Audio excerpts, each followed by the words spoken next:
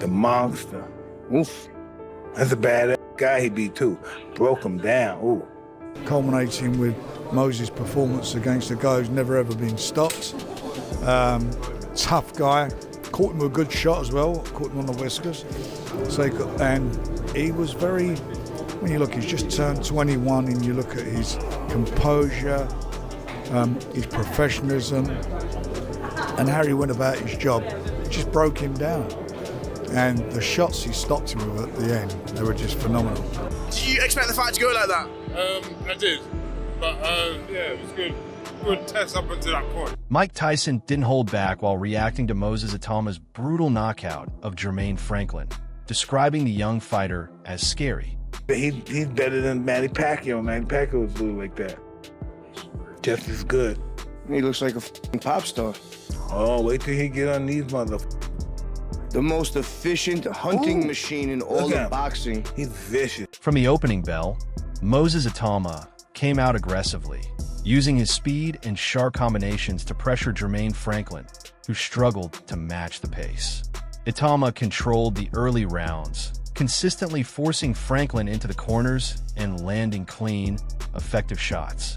Atama knocks out the 989 assassin, Jermaine Franklin, in round 5. It was brutal, it was hard, he even gave him a little slip punch after the knockout. What'd you do? Mike Coppinger praised Atama on social media, writing, "What a knockout. A blistering left uppercut sends Jermaine Franklin face first to the canvas in round 5. It's impossible to overhype Moses Atama right now." Franklin later admitted he abandoned his original strategy, getting pulled into exchanges instead of staying disciplined, which allowed Atama to control the fight and land the decisive blows.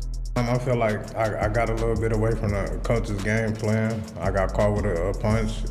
I got dropped. I feel like I could have got up, but they stopped the fight. Where do you feel you go from here?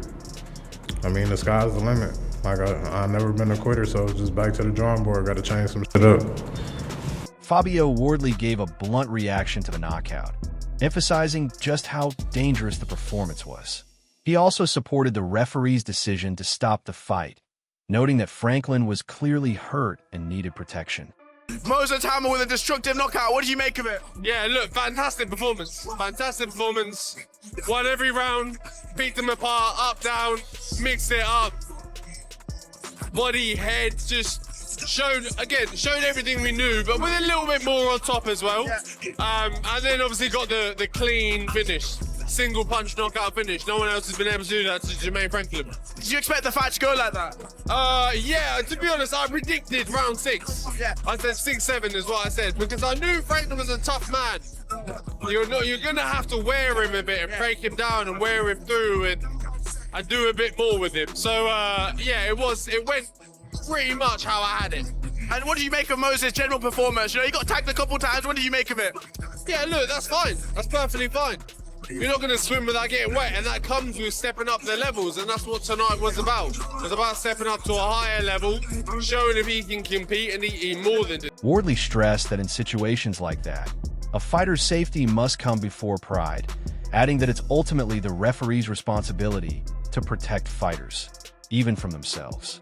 Where do you think Moses Atama ranks in the heavyweight division? Look, he's up there with some of the best. He's up there with some of the best. He's ranked number 1 with the WBA and WBO for a reason. He is up there with the top boys. Do you think that he could win a world title? You know, obviously, you've got one yourself. Do you think he can win one within 2026? Look, boxing, yes, but boxing's a funny game. It's political. There's landscapes. There's certain ways you have to maneuver to get there to a world title shot. But yeah, look, if the opportunity was put in front of him to fight for a world title, then yeah, I definitely think he would. Aside from yourself, do you think there's anyone in the heavyweight division that can beat Moses? Sorry? Aside from yourself, do you think there's anyone who you think can beat Moses? I think the only real question mark lies around Alexander Usyk. That's one to be seen, one we don't know. But aside from that, again, along the rides, I think if he gets the right growth, the right type of fights, right building, no. Boxing content creator Hamid shared a ringside perspective, saying that if Atama continues performing like this, especially against a top opponent like Filip Hrgovic, it would be extremely impressive. He highlighted Franklin's durability, but noted that Atama's vicious uppercut in round 5 was the perfect finishing shot. Another week, another sold-out Queensbury show, another Moses Atama knockout. This is just Queensbury, right? It is. I mean, you know, this roller coaster we're on, it's not gone up. It's going. We're flying at the moment, and it was just a fabulous night. Great concept, Magnificent Seven. Great fights all the way through, culminating with Moses' performance against a guy who's never ever been stopped. Promoter Frank Warren was full of praise after the victory, stating that Atama is on the verge of something special. He revealed plans to keep him active, with another fight expected soon as the heavyweight division continues to shift. Him in just a sec. I just want to speak about you for a moment and your mindset going into this fight, this campaign, since this fight was signed. You know that you've got a great fighter on your hands here, but at the same time, you've got to manage him, you've got to go through his career properly. And you put fighters like this and you think, he could give him a test, take him the distance, and he could make it a horrible, ugly fight, and maybe Moses doesn't. But you've got to put him through that. Leading up to this, how did you feel coming up towards fight night, confidence-wise, that Moses wouldn't just win but shine? I've got a lot of belief in him, and I believe that, you know, we're good at his matchmaking.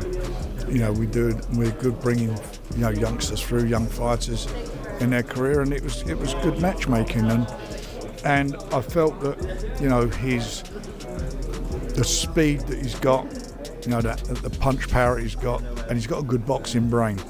And I think people underestimate that, and he showed that tonight. Warren also pointed out that defeating Franklin, who had never been stopped before, proves Atama is ready for the next level, reinforcing his belief that a major fight could be just around the corner. I just believe in him, and I believed that he would come through. And he did that, and he boxed extremely well, as I say, and showed a lot of professionalism in the way he went about his job, and done it in style. You can't do it no better than the way it ends. We can talk superlatives in the ring of Moses Atama all night. I was impressed watching him here in the press conference because he speaks like I didn't speak like that when I was 21, Frank. Mature, isn't he? He's got a good head on his shoulder. He's very articulate. He's sensible. He doesn't. He's not boastful. He's quite respectful about boxing and the people boxing. He doesn't have to shout and, you know, make a noise to be seen. He does what he has to do in the ring, where he gets paid to do it, and the rest of it is just. I don't think even, you know, if he had his way, I don't think he'd even do press conferences. That's not the way he is. But you know, he's a joy to work with. Daniel Dubois reacted calmly but confidently to the knockout, acknowledging Atama's power and precision. While impressed, he hinted that he would welcome the challenge himself, showing respect without any hesitation.